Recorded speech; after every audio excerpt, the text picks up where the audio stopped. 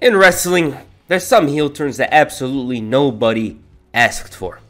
Alright, let's get into it. Bret Hart's departure from the WWF in 1997 was touted as a huge opportunity for WCW to add insult to injury and completely dominate the Monday Night Wars. The company was in very great spirits after a successful year that saw the apex of the NWO storyline, a flourishing cruiserweight division, and an interesting set of characters that dominated the show. Bret Hart was, no pun intended, the heart and soul of the WWF. He had been with the company for almost 13 years, and a sad exit provided the chance for WCW to give his career the closure he desperately deserved with the WWF. However, the moment he stepped in a WCW ring, they didn't know what to do with him. The biggest problem with Bret Hart's signing was that he was too big for the mid-card and he had no place in the main event. Not based on his talent, because at the end of the day, Bret Hart absolutely belonged at the upper card with the best of the best, such as Sting and Hollywood Hulk Hogan, but a lot was different with WCW compared to WWF. He came at a time where they already signed all these guys, and in many ways, they took him for granted. So a red-hot Bret Hart, fresh off the heels of Montreal, was underutilized in the worst way possible.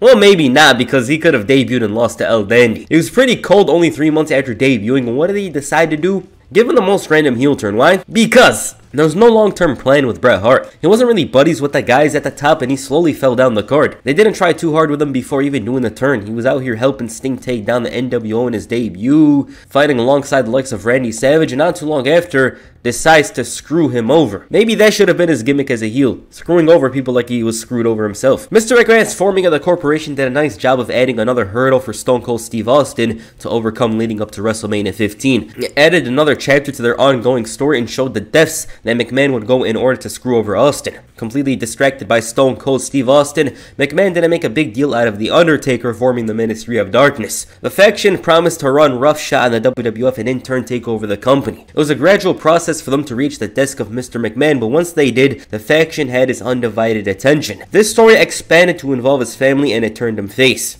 McMahon as a face also meant he'd interact with Stone Cold in different ways. Both men had a common enemy, being the newly formed corporate ministry, and it was a two-headed serpent that required the great help of Stone Cold Steve Austin for Mr. McMahon to actually go face-to-face with them. Amidst all of this, The Undertaker was promoting a higher power of sorts, somebody that was greater than him and Shane McMahon. Turns out, it was Vince himself. This decision makes sense, but at the same time doesn't. If you watch the story from the beginning, it's illogical for Vince to be the mastermind. He was assaulted on multiple occasions, and the entire structure of the storyline didn't fit him as the guy. On the other side, yes, Mr. McMahon would go to the depths of hell to screw over Stone Cold, so maybe he'd injure himself, harm his family if it meant Austin wasn't the guy.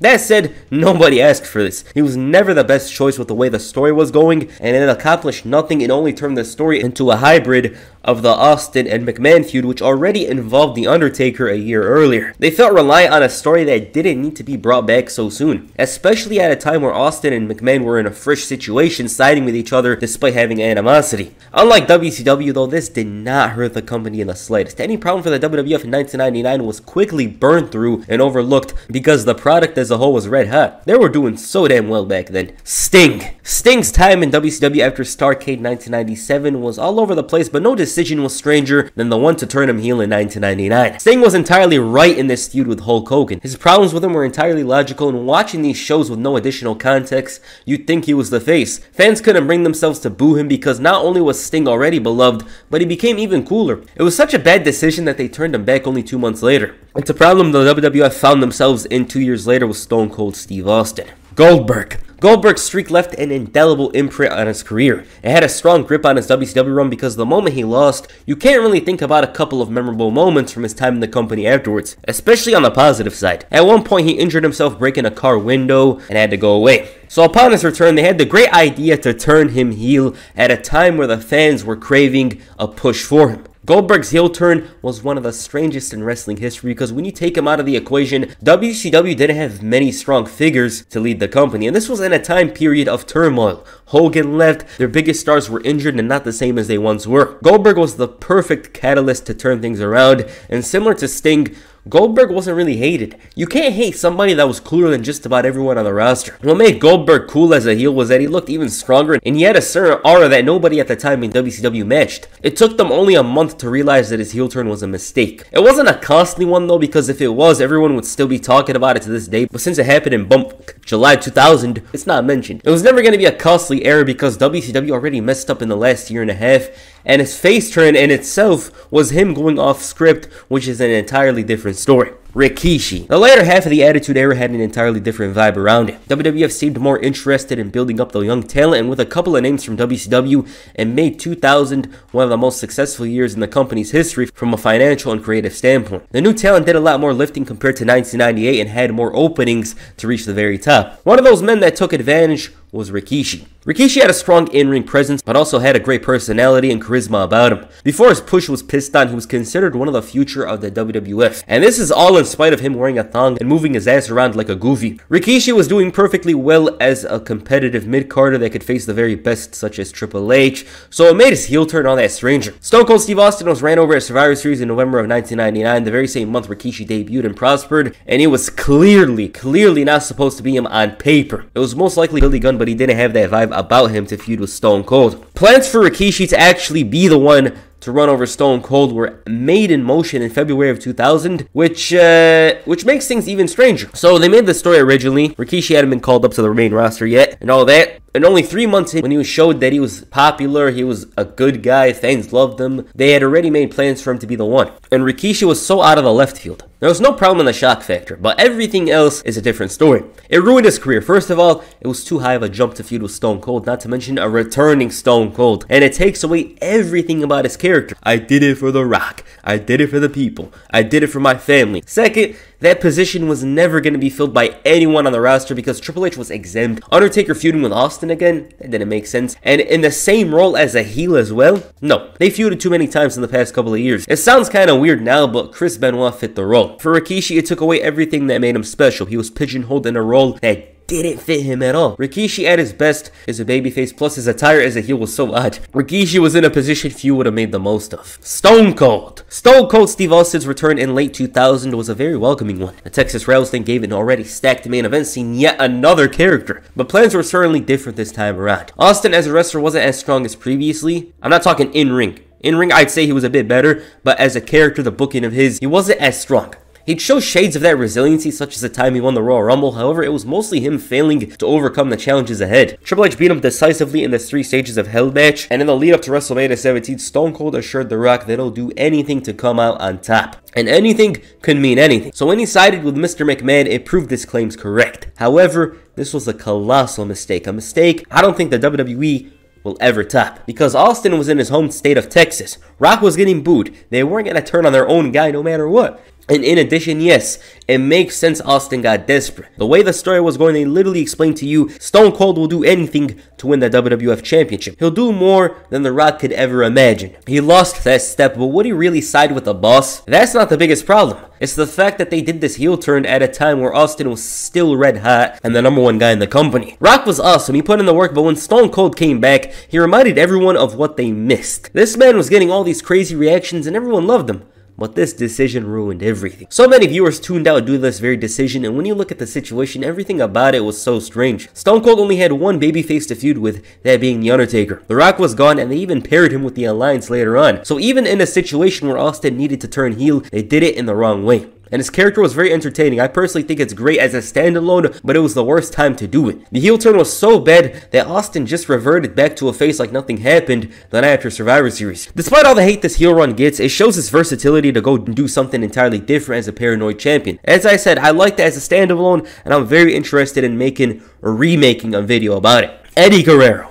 Latino Heat's 2003 was a very special year in his career. It was a transitional period from a very consistent tag team player to a full-on main eventer. The brand split gave him this opportunity, and Eddie didn't take it for granted. Amidst all of this, at a time where Eddie Guerrero was gaining traction, he had a random heel turn after Tajiri did something to his car. And when I mean did something, it was involuntary. He destroys him, starts jumping around as a heel, complaining, but nobody really cared. Yeah, whatever. Oh, Eddie Guerrero's a heel. Who cares? I'm gonna cheer him anyways. So what, you slammed Tajiri on the car? No one cared. Even if Eddie Guerrero decided to beat up Rey Mysterio as everyone does, nobody would have gave a damn. And this heel turn was so bad that he didn't even have a proper face turn. All he had to do was go to El Paso, pose with the fans, and the rest is history. Eddie Guerrero was a babyface, and he became the WWE champion later on. Matt Hardy. Matt Hardy's return run with the WWE wasn't entirely what it was expected to be. It was mostly around and on TV every week, but wasn't moving higher up. His brother Jeff was in much better positions and actually had stories going on. Matt did have his stories at times, but it wasn't as consistent as his brother Jeff Hardy. Matt was stuck as a mid-carder, and in a time where the WWE roster was stacked,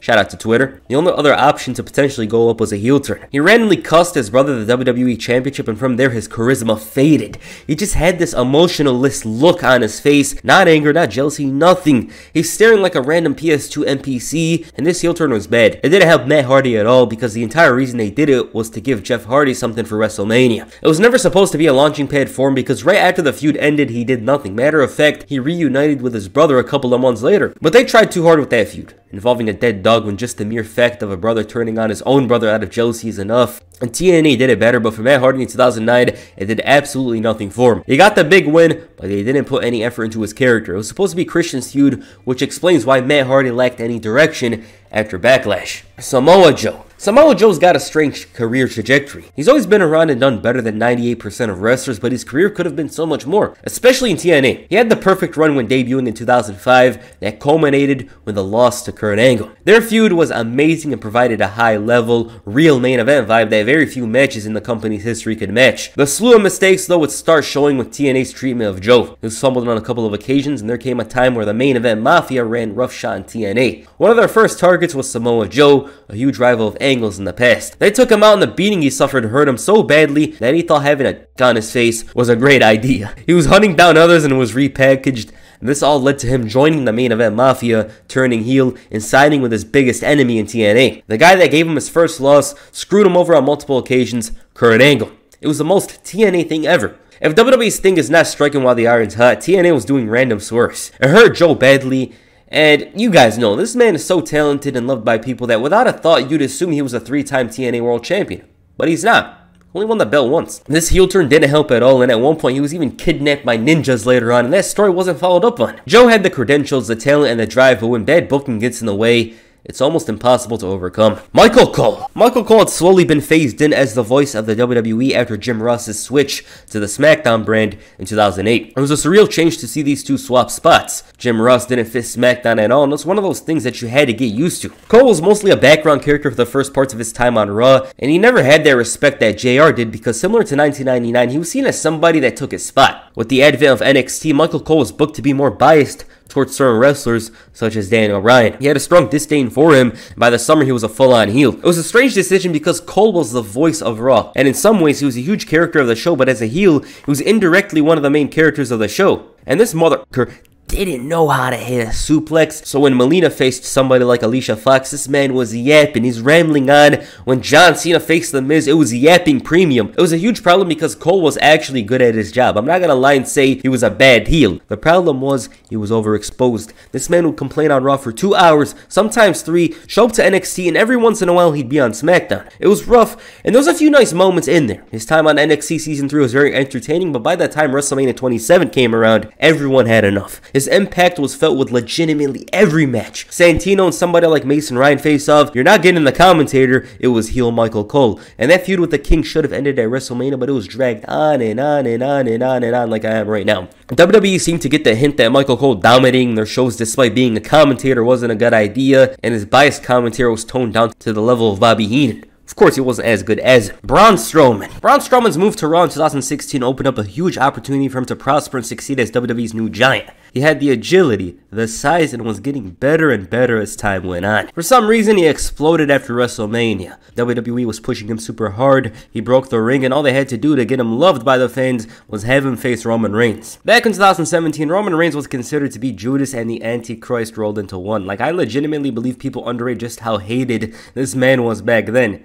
They did not like him at all. But for Strowman, this feud turned him into the hottest babyface on Raw and a potential challenger for the Universal Championship. What made Strowman so great is that he easily stood out, not only because of his size, but the fact that he was booked in these insane segments and moments where he'd respawn from a garbage truck. And I think that's where half of WWE's ideas in 2018 came from. He showed a lot of charisma and was pretty damn good in ring. He had plenty of moments to crown him champion, but he always failed. 2018 though was one of the most disastrous years I've seen a talent this good endure, especially because heading into the year, Braun Strowman looked prepared for a title reign. He won Money in the Bank, was the great option in between Brock Lesnar, who never defended his title and was on the UFC-esque schedule, and Roman Reigns, who I don't need to explain why they hated him. Instead, he got pitched out by Brock at SummerSlam and then proceeded to fail his cash-in after Brock interfered a month later. So he turned heel and aligned with Dolph Ziggler and Drew McIntyre. Correction, the heel turn happened right before the Hell in a Cell match. Braun went from a guy who was a loner and needed zero help to a man that's siding with others because the Shield bullied him so badly. It was not well thought out and mostly came down to the fact that the Shield reunited to help Roman. At the end of the day, it was all about the big dog. Unfortunately, he had leukemia at the time and had to go away, which brought the end of the heel turn. For Strowman, the booking damaged him hard because they weren't able to replicate that organic rise he had in the previous year. There's just something special about 2017-18 Braun Strowman that very few wrestlers have reached in the last couple of years. Especially the fact that he was a big guy and everyone loved him, you know? Like, obviously there's some that didn't like him, but for the most part, everybody liked him because he was different to the other main eventers on the roster, but it is what it is.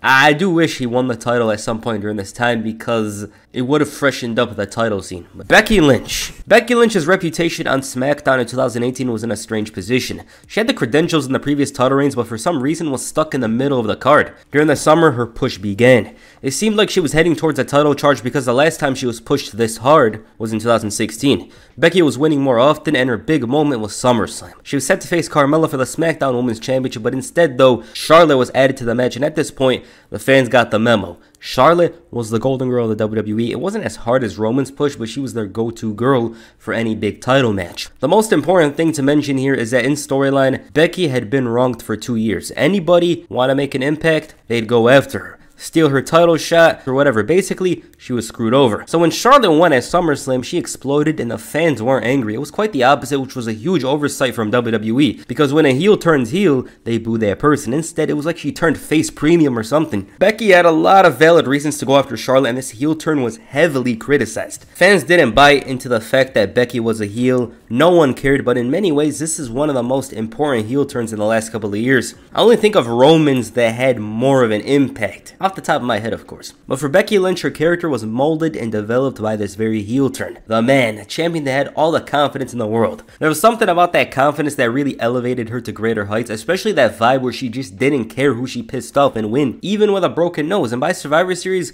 she was no longer a heel. Merch was selling out and Becky Lynch was the hottest thing in the entire WWE. I can't say I ever imagined her of all people being on top because she was the Irish lass kicker, the woman that lost all the time when it mattered most, and nobody saw this coming. And yes, Ronda Rousey played a part, but Becky's Fury red hot push got the woman to main event their first WrestleMania.